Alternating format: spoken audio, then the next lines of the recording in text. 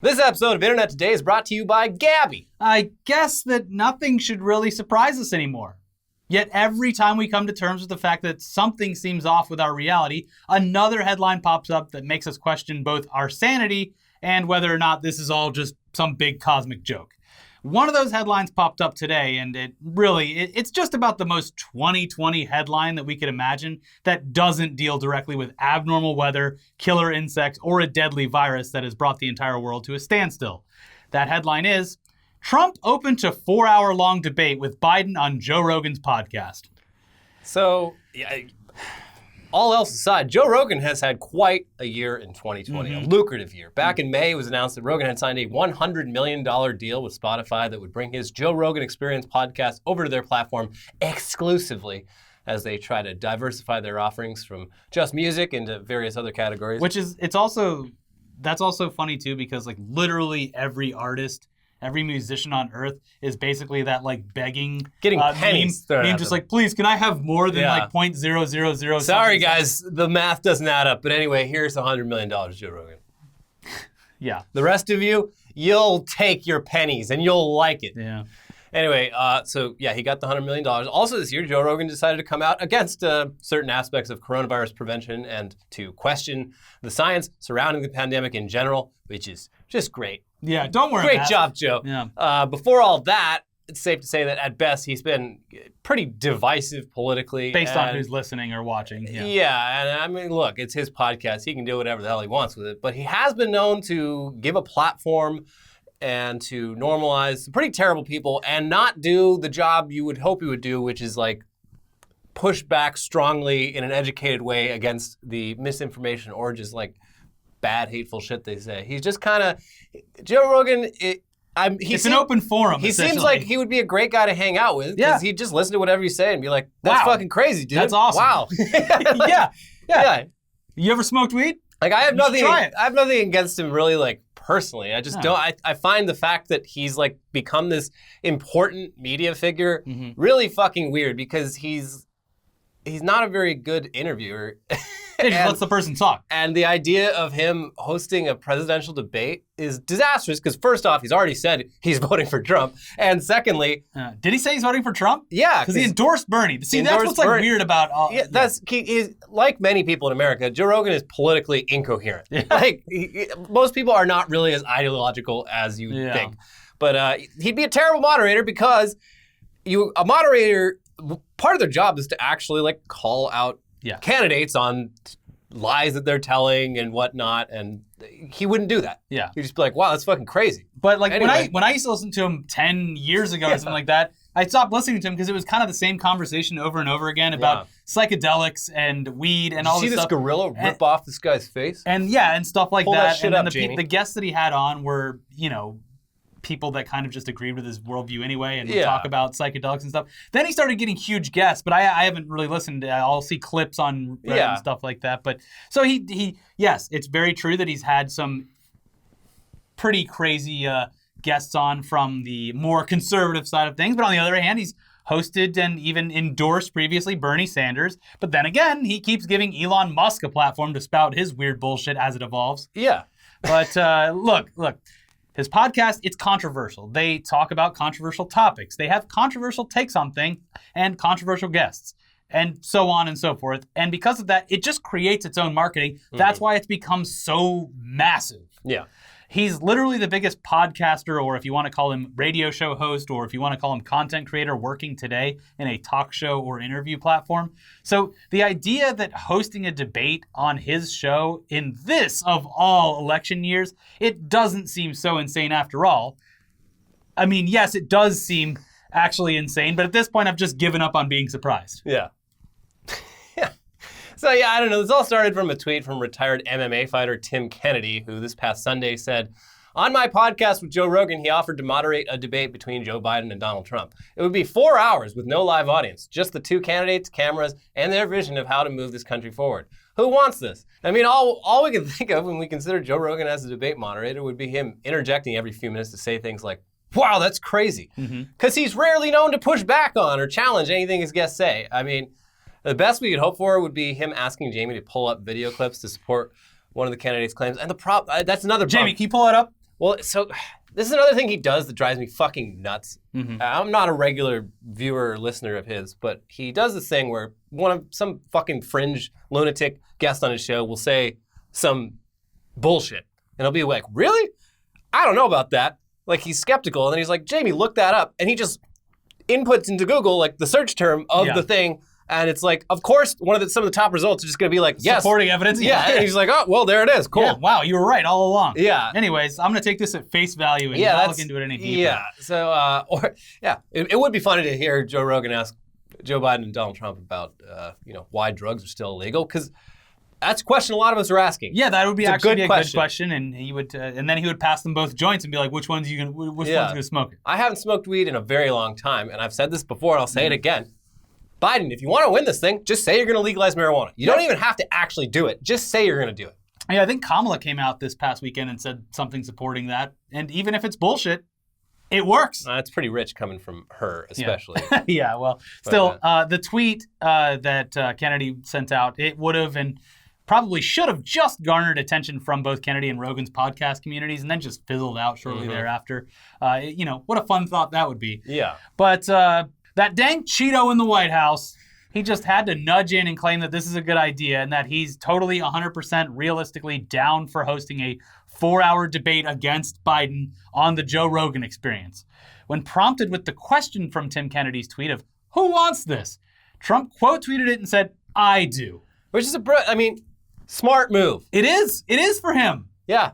Biden's not going to do this. It's the most popular podcast on the face of the earth. And he knows that Biden won't do this, or potentially any debate. So it costs Trump nothing to live inside people's heads because of this. He also, he said that other thing a few days ago. He's like, if we have a debate, we should both be drug tested. Because I think Biden, he's he's taking some supplements. Yeah. He seemed pretty sharp in that Bernie debate. What was in his piss? And it's just like another thing that's never going to fucking happen. Yeah, and honestly, Trump himself would probably test positive for amphetamines and whatnot. Exactly. But because he's the first one to say it, any other response than, yes, please analyze my piss, makes it seem like Joe Biden's hiding something. Exactly. Now, it seems that every day we get closer to the election in November, it does seem less and less likely that an actual traditional debate will even happen between the two candidates.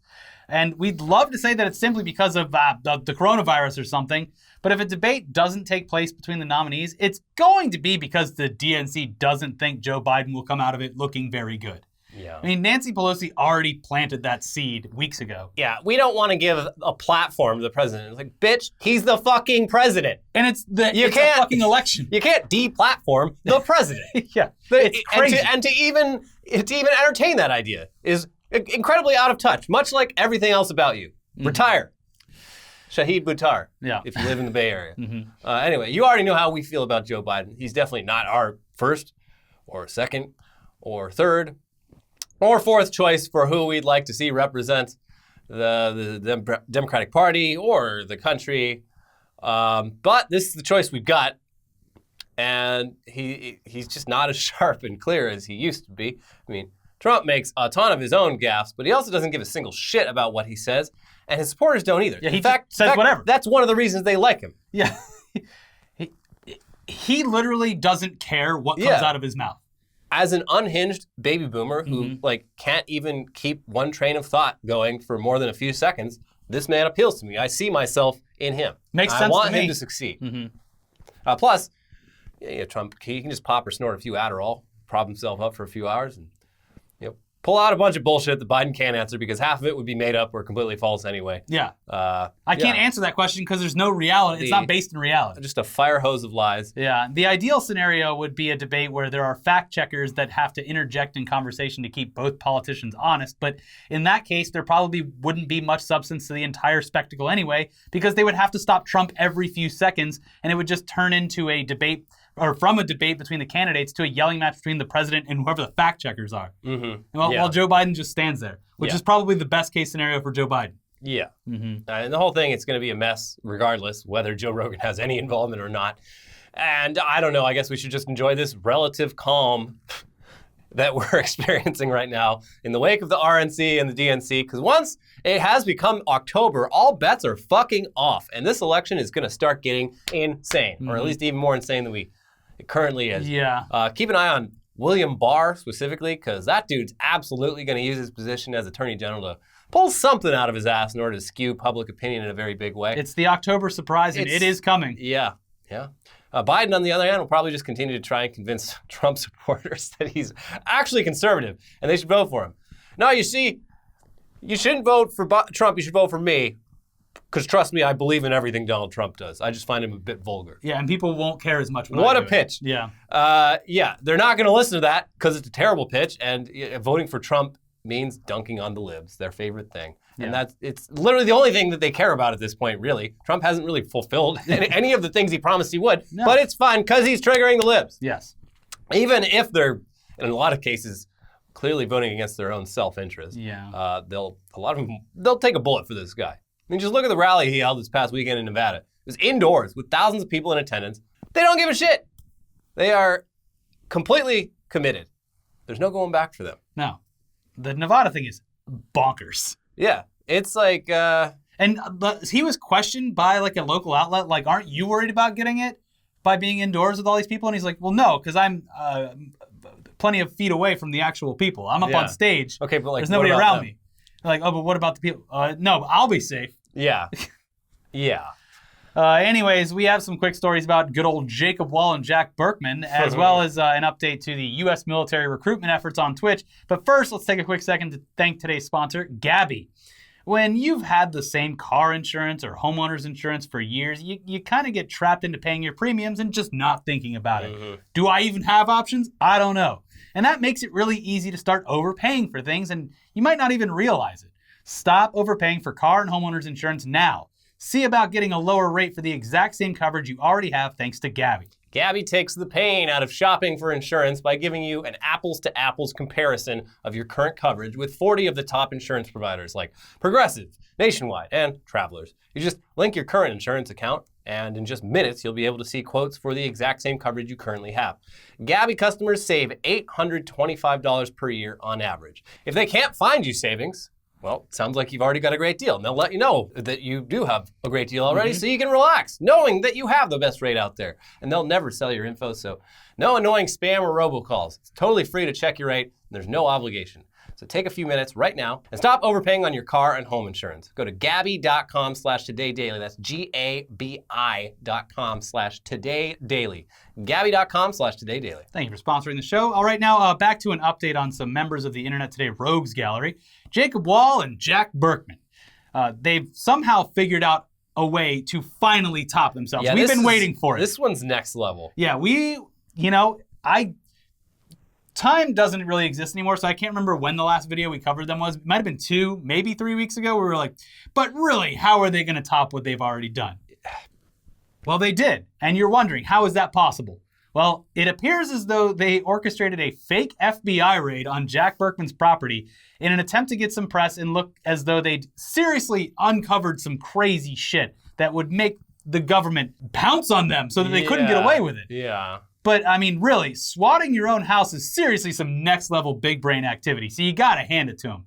And at the very least, they didn't tie up any actual agencies or police because, as is tradition, they enlisted the help via actors from Craigslist. Yeah, so to their credit, this latest attempt to trick the media, it did technically succeed, at least for a short period of time, until everything unraveled once again. The Washington Post had initially reported on the FBI raid at the Burkman residence, but they later retracted their reporting and linked to an updated story about how they'd been duped, saying, a fake FBI raid staged Monday by a notorious right-wing activist and conspiracist turned into an embarrassment for the Washington Post, which briefly reported the faux event as if it were the real deal. The raid on a house in Arlington, Virginia actually involved actors recruited by Jacob Wohl, who has a history of making false accusations and has orchestrated dubious events in an effort to smear perceived opponents of President Trump. I do enjoy the fact that the Washington Post was able to call out the Washington Post for being stupid. They got us. Listen, we got to admit it. we look like idiots. Yeah. Now, of course, there is no way that this story would have continued to gain traction or faux legitimacy because all it took was someone calling the FBI and asking whether a raid had taken place there to find out that this was all bullshit. Hey, I'm looking at you. Is this you? Oh, it's not? Mm. Okay. But over on the Daily Beast, the site that's essentially become the go-to outlet for exposing all of Wohl and Burkman's various misdeeds, there is more information on what went on, how it got started, and how it quickly became apparent that the dynamic duo had done this all to themselves.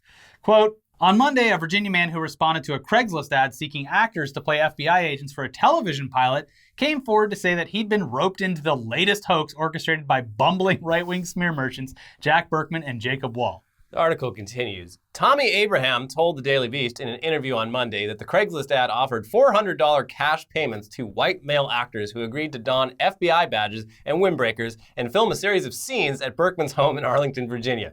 In the pre-dawn hours of Monday morning, Abraham said that he and a handful of others who responded to the ad converged on Burkman's home and were filmed acting out an FBI raid there.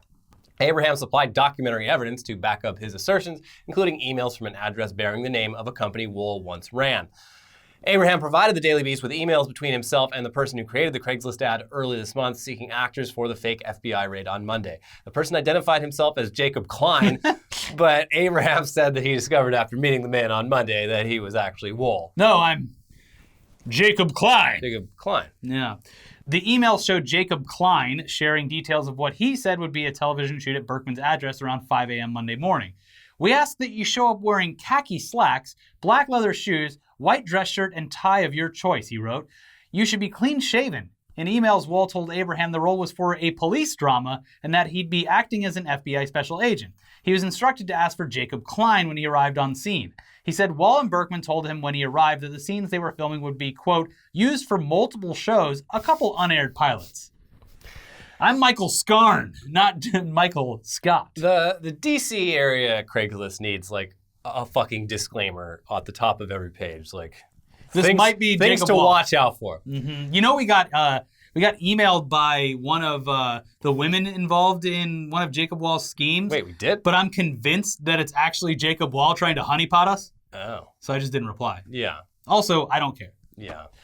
Anyway, of course, the actors, including the one who confirmed the whole thing with the Daily Beast, were once again stiffed by both Wohl and Burkman. Mm-hmm. The $400 cash that they were offered for the fake sting operation was never paid to them, and the man claimed that the duo said they had mailed them checks sometime in the near future. Mm-hmm. The check's in the mail. Yeah.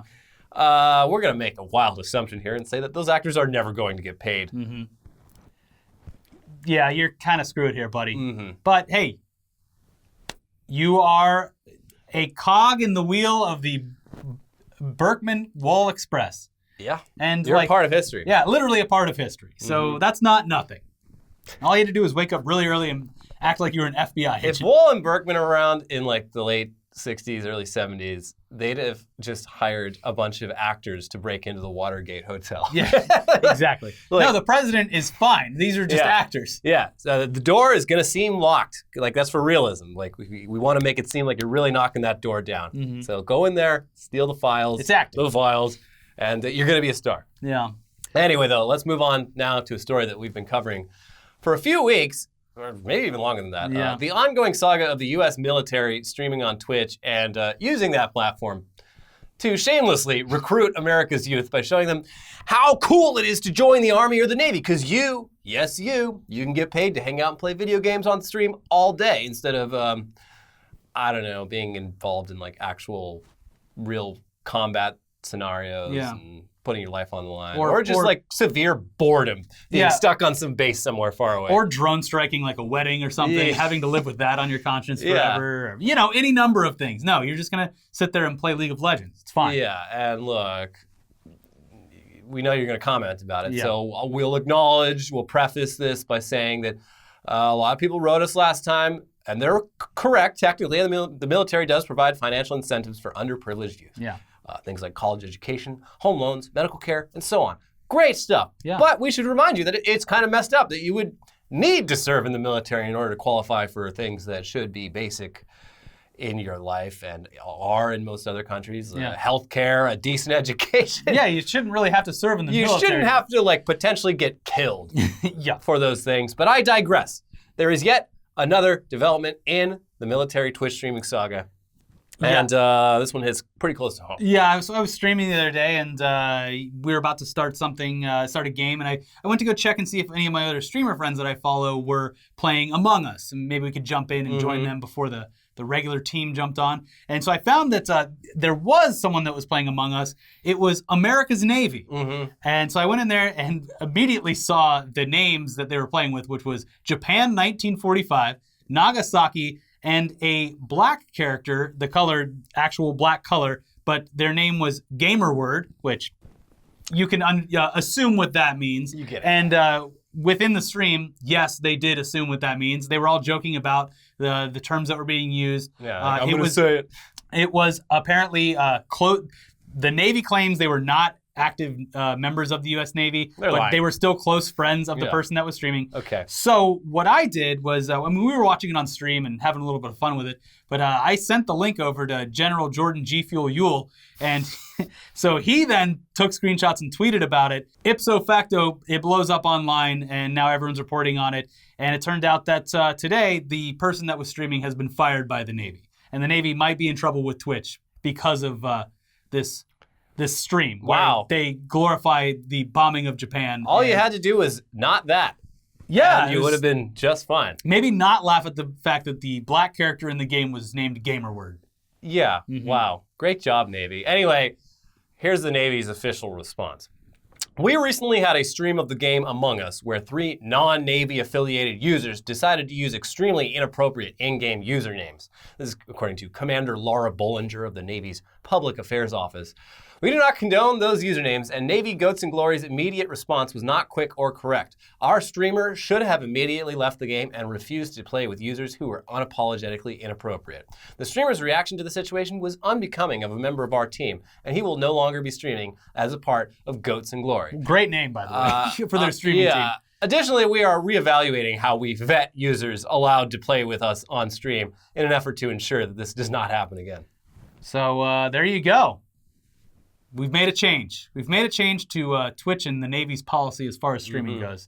But mainly Jordan, who put it out on the internet for everyone to see in a way that I wouldn't have been able to concisely do. I just sat there and typed war crimes over and over again. Yeah. Like the fucking meme genius I am. And a bunch of Twitch channels created an emote that said war crimes because they were just deleting. Oh, they were doing emote-only mode? So I made one, but there was already, the Surfs had one. Yeah. And there's another one, I don't know if Jordan made it or not, but he shared it, and it's like an old like Microsoft Paint like text where it says war crimes on it. Yeah. So you can still say it. Anyways, you shouldn't feel bad about making fun of the Navy on Twitch. They're a brand. Yeah. And they're trying to get people to join. Hello, fellow kids. Yeah. Anyways, that's it for today's episode. I'll be back with, there is a lot of tech news to cover this week. So we'll be back with a new episode of Tech News Day pretty soon. And in the meantime, the fires are letting up here, so that's good. I don't know about up north, but...